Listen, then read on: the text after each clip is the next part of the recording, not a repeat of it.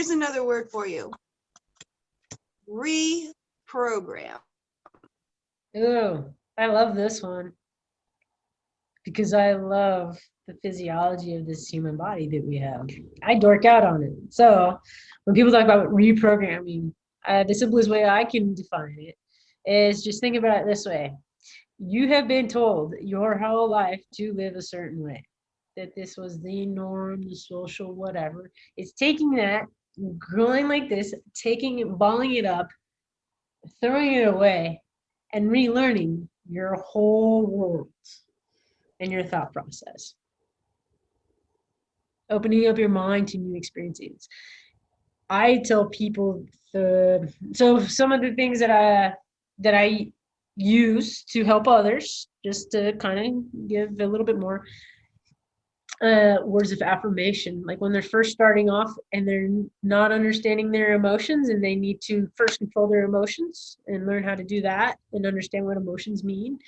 I use them to take things take negativity out of their life. So I have them stop using.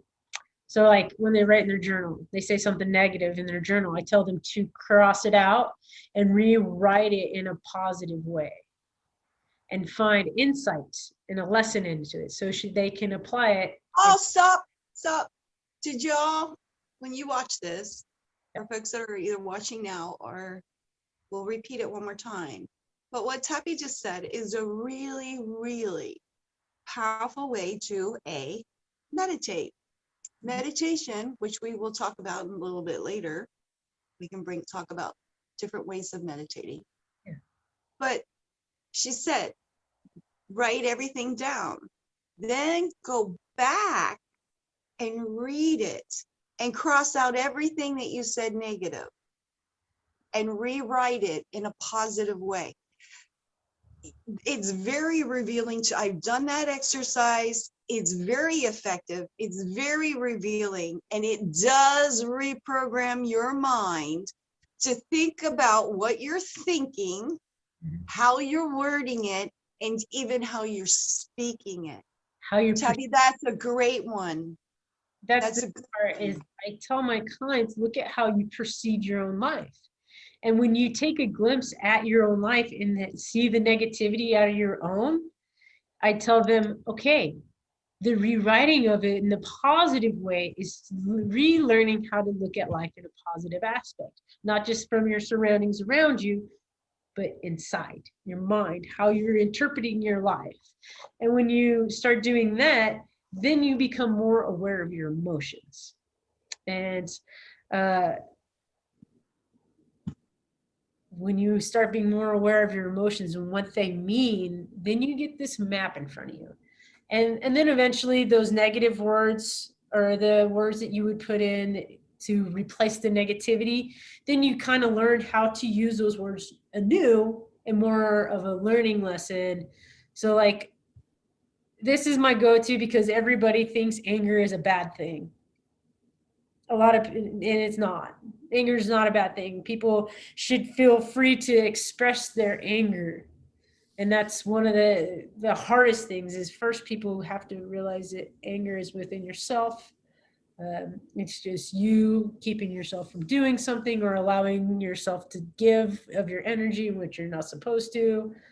But it also could be that you're Can I butt in? Fuck yeah, you could butt in. Yeah, but I'm trying to not be rude. My mother did raise me with manners. This is why we have two people on here, so we can do two perspectives and anger, straight up, anger is a message that something is wrong. Period. Fix it. Yeah. Yes, period. And do you need to become angry? We're human. We're human. You know, this whole love and light thing, I am not on a pedestal. Don't put me on a pedestal. I'm growing. I'm imperfect. There's two faces to every single human on this planet. Oh yeah. There is the light and there's the dark. It's there, you know, none of us is perfect, period. We're never going to be perfect this lifetime. Hello? Anger You is might not, not, but I already am. I'm perfectly imperfect. That's the point, is that you get to that point where you realize that everything that you're doing is not good nor bad. That's the imperfection. There's no such thing as being perfect. We And literally, anger is a human emotion, and all human emotions, including jealousy. Now, I have met some folks that have issues with jealousy, just like I have met some folks that have anger management, needs anger management courses. But the bottom line is, it's a message. Something inside of you is not happy. yep. Fix it. I love the way Tabby says it. Fix it. Yeah. Straight up. And if It's you, not a bad thing. It's a bad thing when you allow anger Mhm. to control and dictate how you treat yourself and others. That's when anger is bad. Yeah. Anger is a bad thing when you repress it. Yeah. Now, would you like a healthier way to use anger? So I recently got angry. I realized why I was angry. I was angry at myself, of course. I was angry at myself for allowing certain things. But you know what I did after I realized I was angry? I usually just kind of like, I don't need to be angry. And I kind of get over things really fast. But this time I allowed myself to be angry. I chose to be angry and sit and not stew in it and wrench it and make it more than it needed to be. But I used the anger as a lesson for myself to be solid in my decision. Oh, well, excuse me, I'm butting in again here. Folks, that is her way. It does not mean it's the only way. So if you feel like sitting and stewing in it and getting all wretched in it, go for it. Yeah, if you Do want, it, because once you do it, yeah.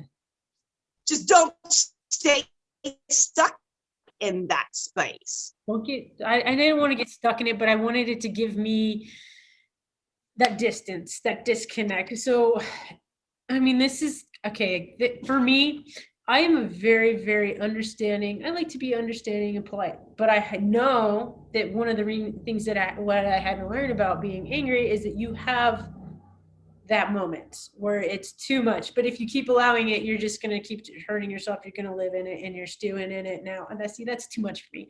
So I allow to get to that point where I know that this is going to be healthy enough for me to get to that break point, because that break point for me is a healthy way to go like that without resentment and understanding and knowing that the person that I'm angry with is only me and that I need to do that part for me.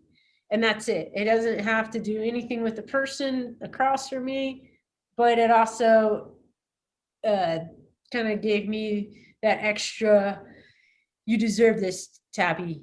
You deserve to go. You know what I mean? Because it's healthier. Yeah, and that's the whole point. I Yeah. mean, That's the point, is it was healthy. So I used my anger to empower me a little bit, to strengthen me, to say enough's enough and move on. I didn't get angry. I didn't bash the person. I did tell them a piece of my mind, but I didn't go off and be hateful. I don't talk bad about that person. There's nothing wrong with that person. They're in their life, living their journey. And that's the great part, that's another thing that people, ooh, I got a good one for you. Now that we're kind of going in that direction, I'm going to ask you a question. You're frozen. Are you frozen? Okay, there we are. So, right? sorry, I was frozen and lost my train of thought. So let me find my train of thought real quick. I was going in a direction with this. So I use anger to, what do you use what kind of process of anger do you go through this? Because that's my way of handling things and using my roadmap, and it works for me. What's yours? It's changed. It's changed. It has changed. Hmm. Cool. It changed. Because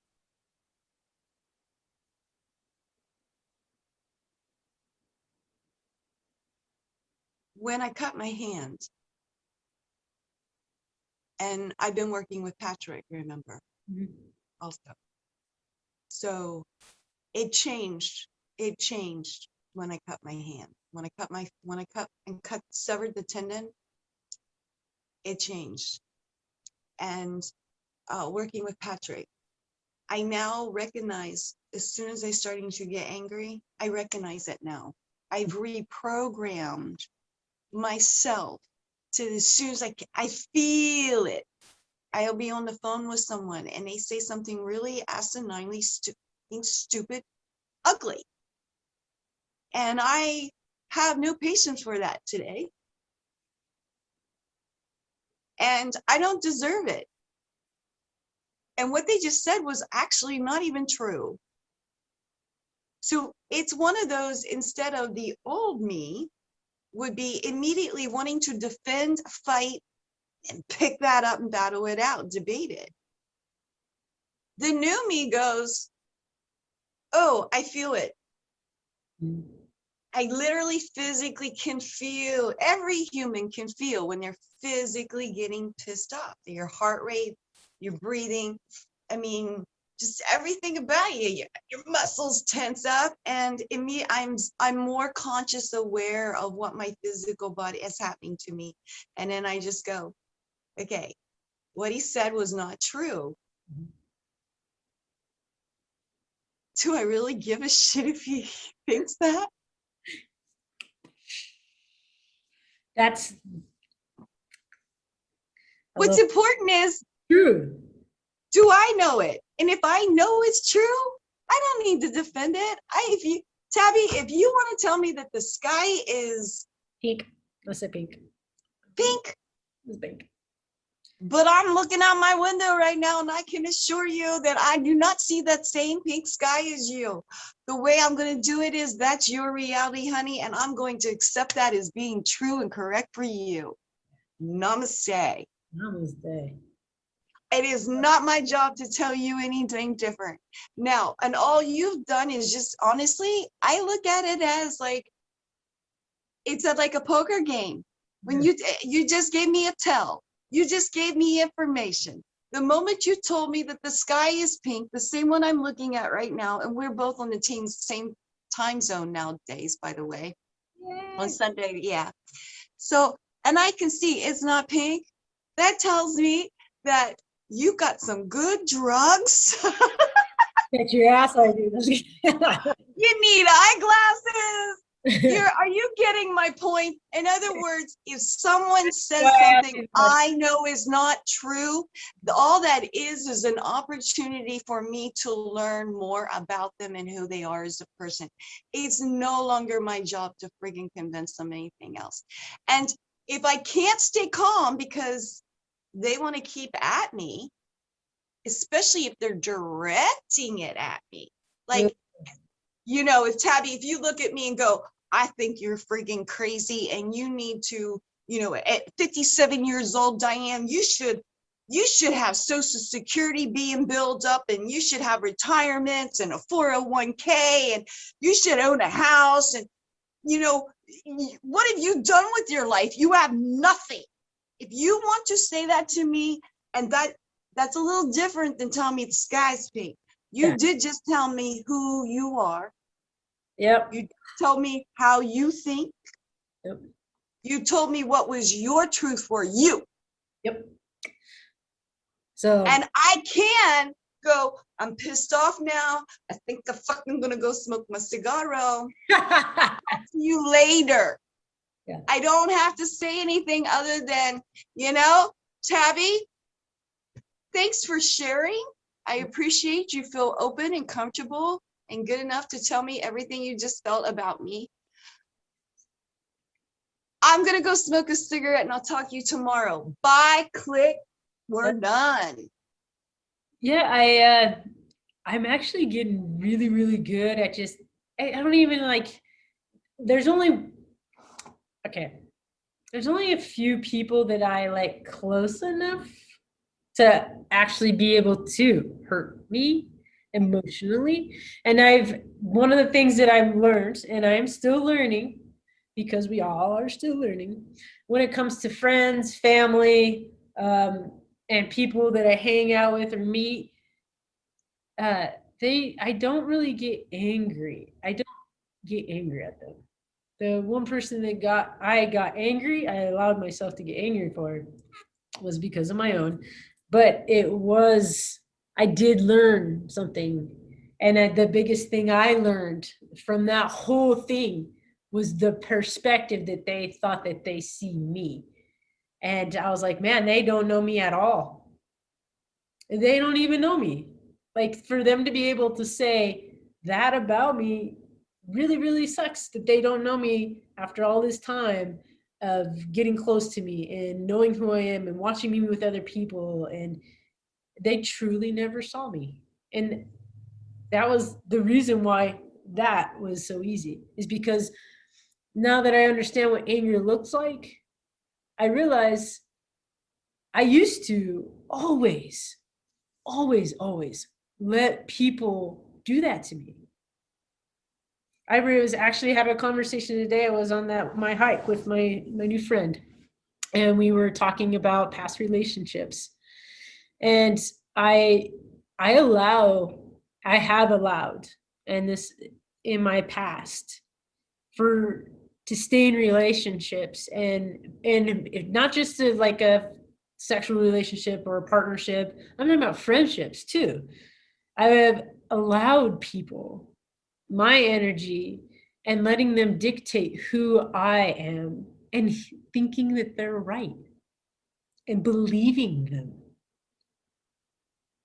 So that was like, for me, I had to learn that the only perception of who I am that matters is the one that I have of myself. And if people can't see me as I see myself, not that I'm naive, but that's not my problem. Anger is also, like I said, it's always a message. And sometimes it's a message for you to not take it personal, like we were just talking about.